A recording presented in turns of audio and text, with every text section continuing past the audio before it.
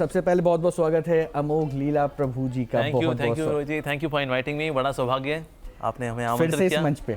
हाँ जी, ये मंच बहुत रोमांचक मंच है क्योंकि मिलकर हमने पाखंड के खिलाफ मुहिम भी तो चलाई है। बहुत अच्छी मुहिम हमने छेड़ी है and we wish you all the very best.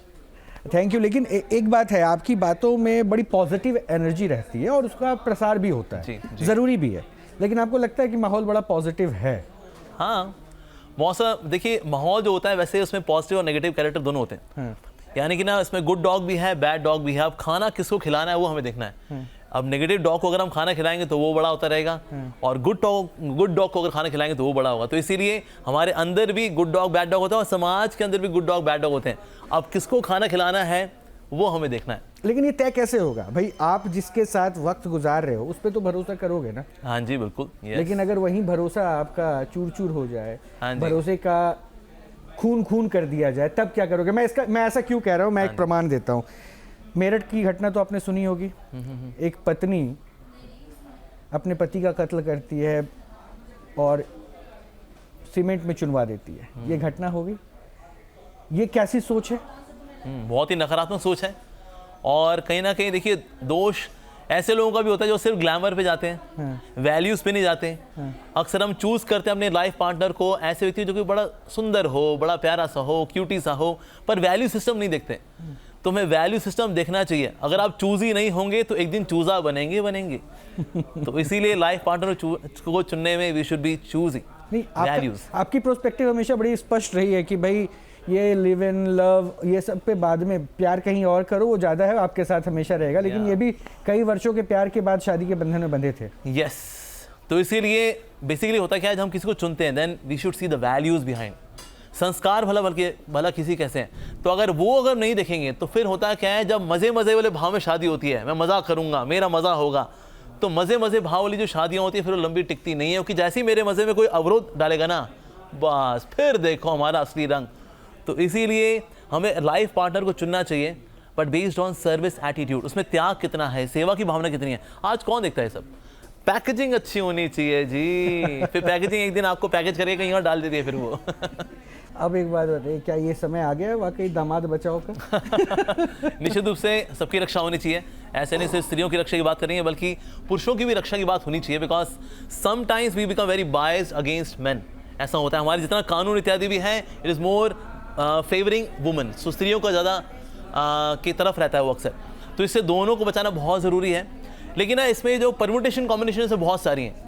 एक तो ये है कि ना, लड़की ही वाकई में ऐसी सनकी है, या फिर वो पैसे के पीछे थी, या फिर ऐसा मनमुटाव हुआ, क्या हुआ, अहंकार हुआ, क्या what was the case, we do not know. कभी कभी ऐसा होता है, पति ने इतना एक्सप्लॉइट किया होता है कि पत्नी कहती है इसके तो टुकड़े करके ही मानूंगी तभी चैन मिलेगा। ऐसी परम्यूटेशन कॉम्बिनेशन भी है। ऐसी भी है कि पत्नी जो है उसका चक्कर किसी और से था। Why? Because husband was not giving time. तो जिसके साथ उसने समय बिताया, जिसने समय दिया इसको, उसका वैल्यू सिस्टम लेकर के इसने ऐसा कर दिया। तो इसीलिए ना, इसमें ये लीनियर इक्वेशन नहीं है, इसमें इसकी बहुत सारी बैकग्राउंड होती है। बिकॉज इतना सारा हैवी ड्यूटी एक्शन ना, ये ऐसे नहीं हो जाता है। इसके पीछे बहुत सारा होमवर्क होता है, इसके पीछे बहुत सारी हिस्ट्री ज्योग्राफी होती है, और फिर जा करके ऐसा कुछ काम एग्जीक्यूट होता है। और वो जो है उसके बहुत सारे विकल्प हैं कि इसके पीछे क्या हुआ होगा कि ऐसा एक्शन हुआ। Of course a lady can also be negative, और जो व्यक्ति है उसने बहुत नेगेटिव हिस्ट्री रखी हो, इसने आज फिर हिस्ट्री डिलीट कर दी हो। तो रक्षा तो बहुत सारी चीजों की होने की बात हो रही है। एक तरफ औरंगजेब के कब्र वाली भी तो पूरी आपने, हाँ जी, यस। उसको भी सुरक्षित रखना चाहिए क्या? देखिए, जिस व्यक्ति ने इतनी एट्रोसिटीज, इतने अत्याचार किए हुए, और अभी भी छावा मूवी जो आई है, तो लोग इतने आक्रामक इसलिए हो गए बिकॉज उन्होंने देखा कि इस व्यक्ति ने किया क्या हमारे साथ। मतलब आप, भारत एक ऐसा देश है जिसने कि आक्रांतकों के नाम पर रोड्स बनाई हैं। ये औरंगजेब रोड है, ये अकबर रोड है, ये हुमायूं रोड है। That's glory of India. India की महानता है वास्तव में। तो इस प्रकार की जब ऐसी हिस्ट्रीज आती हैं, विच आर डार्क हिस्ट्रीज, वो जब सामने आती है तो फिर लोग स्वाभाविक रूप से आक्रामक हो जाते हैं कि ऐसे व्यक्तियों को हम सम्मान कैसे दे सकते हैं। तो इससे अब नो डाउट जो फिर मुस्लिम लोग हैं वो तो फिर डिफेंड करेंगे बिकॉज मुस्लिम भी सारे डिफेंड करेंगे ऐसा तो कहना। कुछ तो डिफेंड करेंगे ऑफ कोर्स। अगर वो बर्बर था, अत्याचारी था, यस, तो उसको डिफेंड करने का क्या मतलब? एग्जैक्टली। नाम बाबर, काम बर्बर, तो इसलिए नाम ही एक जैसे ही है। तो इसलिए जब ऐसी क्रूरता होगी किसी व्यक्ति के द्वारा, तो ऐसे व्यक्ति की अगर कब्र बनाई जा रही है, मतलब ये एक्स्ट्रा, मतलब ये तो सुपरा ह्यूमन काइंड ऑफ रिस्पेक्ट है किसी को देनी, तो इसीलिए भारत में ऐसा आक्रोश है। तो आपको लगता है कब्र तोड़ देनी चाहिए? देखिए मैं ये नहीं कह रहा हूँ, मैं ये तो नहीं कहूँगा कि कब्र तोड़ दी जाए, हम लोग जाएं सब फावड़ा वड़ा लेकर के उखाड़ दें उसको, ऐसा तो नहीं है, but there is a way to do it. एक कानूनी तरीका भी हो सकता है कि हम जाएं, इसके लिए कोई पिटीशन वगैरह फाइल करें कि ऐसा नहीं होना चाहिए, हम इतने सारे लोग हैं, हम मानते हैं कि कब्र नहीं होनी चाहिए, एंड देन लीगली फिर वहाँ की जो स्टेट गवर्नमेंट है फिर then they can do something. Rambhadracharya ji ने एक टिप्पणी दी है, हाँ जी। टिप्पणी कही वो एक बार सुन लीजिए, उसके बाद मैं पूछूंगा कितनी पहचान हम मिटा सकते हैं। ज्ञानवापी हमें नहीं मिल जाती। ज्ञानवापी के अलावा कई मोहल्ले ऐसे हैं, सबका नाम बदलना पड़ेगा।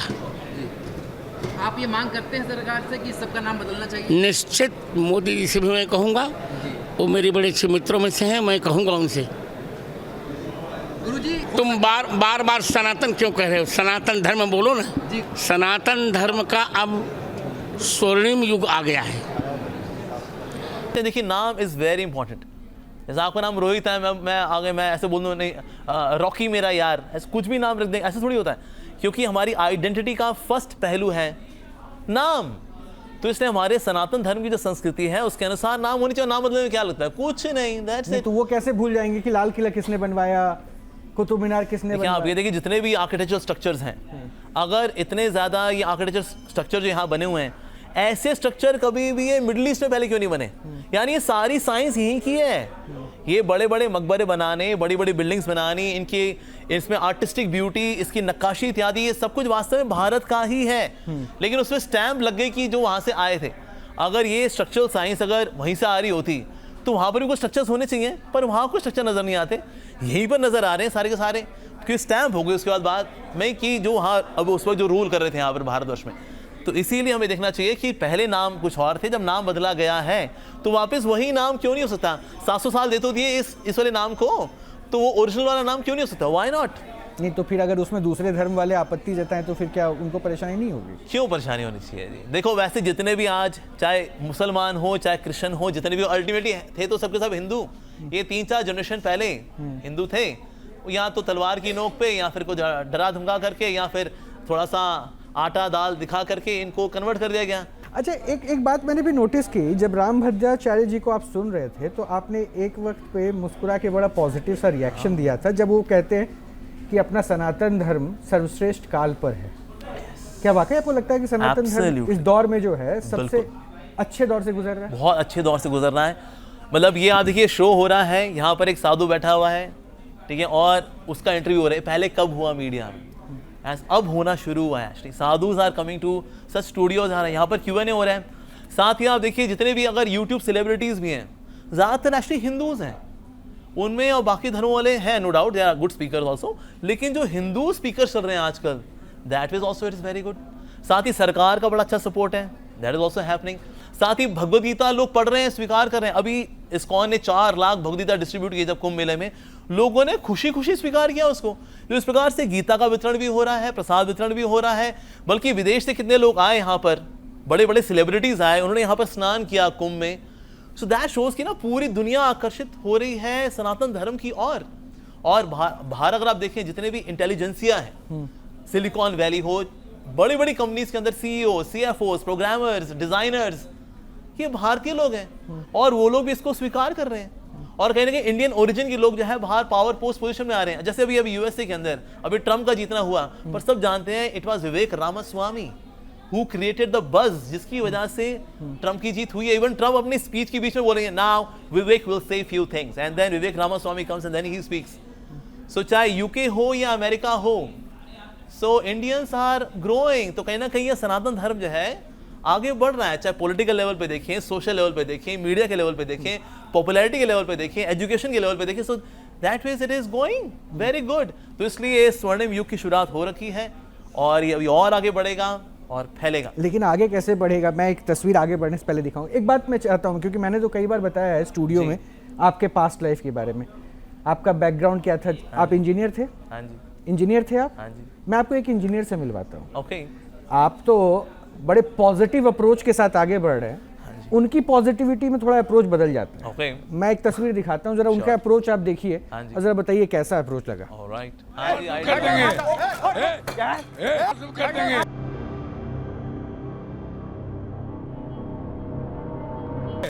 सब कर देंगे।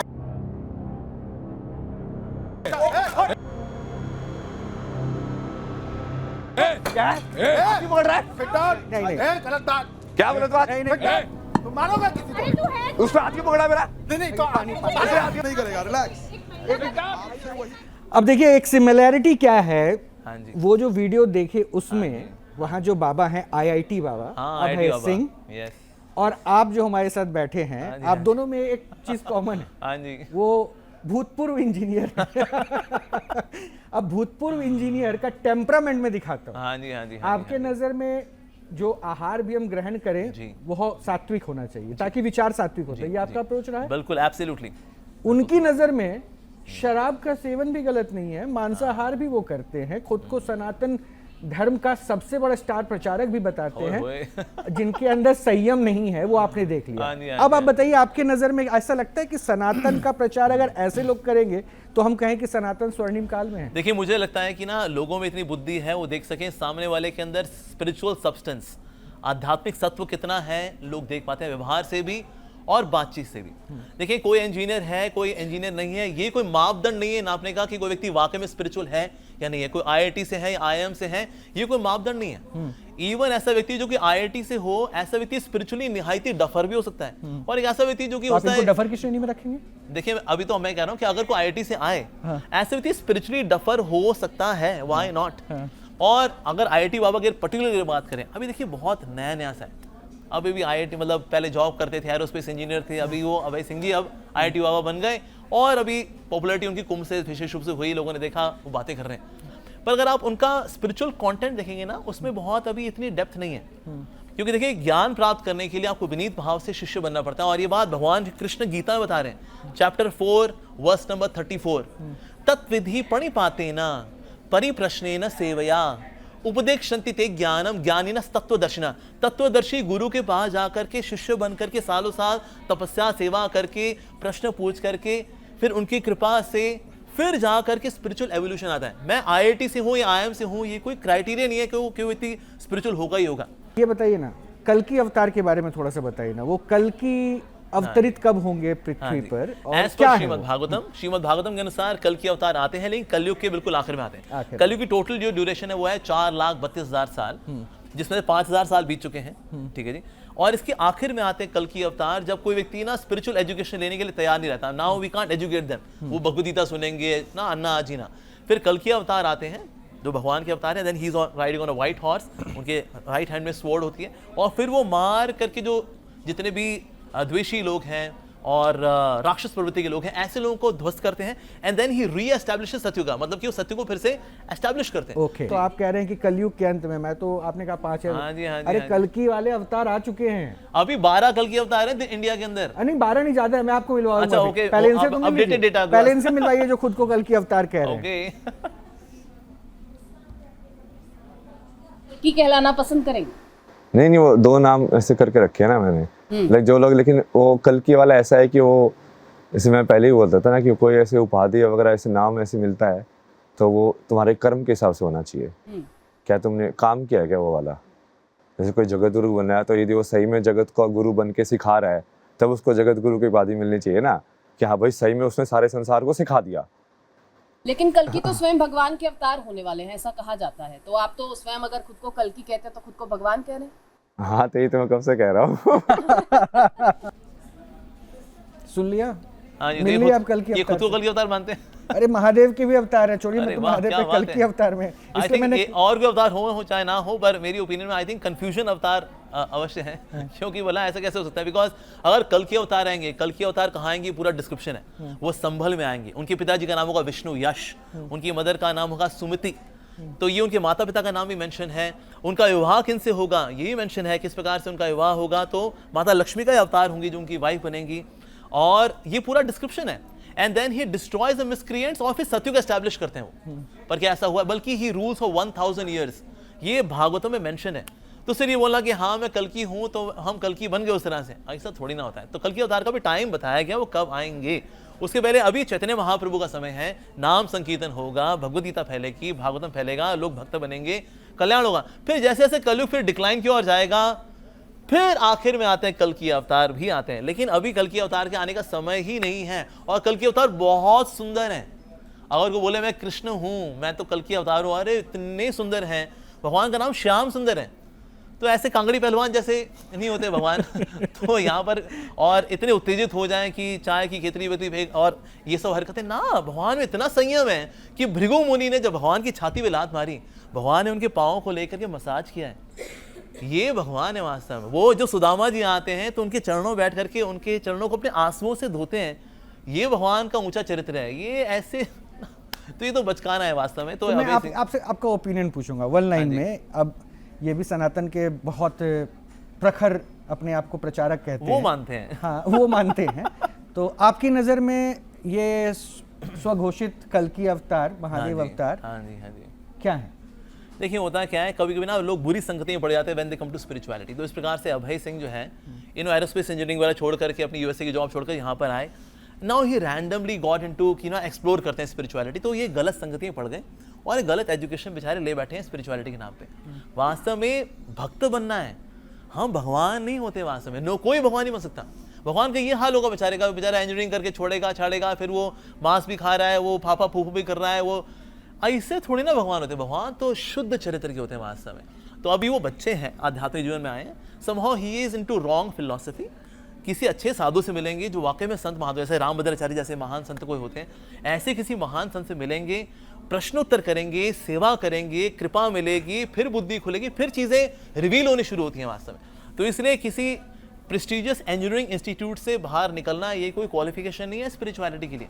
तो इसलिए अभी उनको काफ़ी कुछ सीखना। अभी बच्चे हैं एक्चुअली। तो मैं ये भी नहीं कहूँगा कि ना वो तो पाखंडी है, कपटी में कहूँगा बच्चे हैं अभी। साधु से मिलें, सीखना शुरू करें एक्चुअली, एक विनम्र भाव लेकर के आए वास्तव में। अगर हम भगवान होते वास्तव में तो सोचिए, यानी कि हम सब भगवान हैं। सोचिए मैं ही भगवान, आई भगवान, तो एक भगवान दूसरे भगवान का इंटरव्यू ले रहा है। जितने पागल खाने बेचारे पागल हैं वो भी सब भगवान। जो डॉक्टर है वो भी कौन? भगवान। भगवान का इलाज कर रहा है। कितने भगवान तो बेचारे कोविड में निपट गए पॉलिथीन के थैले में। ऐसे होंगे भगवान। तो इसीलिए वास्तव में हम लोग भगवान नहीं हैं। We are not gods, we are gods, GOD'(S), यानी कि हम भगवान के हैं, हम भगवान नहीं है वास्तव में। हनुमान जी नहीं बोलते मैं भी राम हूं ना, बोलते हैं मैं राम जी का दास हूं। सदा रहो रघुपति के दासा। तो जो दास है वही तो बिंदास है। जो दास नहीं बन पाया है ना, वो बेचारा ऐसे ही फ्रस्ट्रेटेड ही रहेगा, दुखी रहेगा, छोटी छोटी बातों पे वो प्रोवोक हो जाएगा, उत्तेजित हो जाएगा। तो इसलिए अभी अभय सिंह जी को तो मेरा विनम्र उनको ये सजेशन रहेगा, बीइंग हिज वेल विशर, क्योंकि मेरे को 25 साल हो गए भक्ति करते हुए।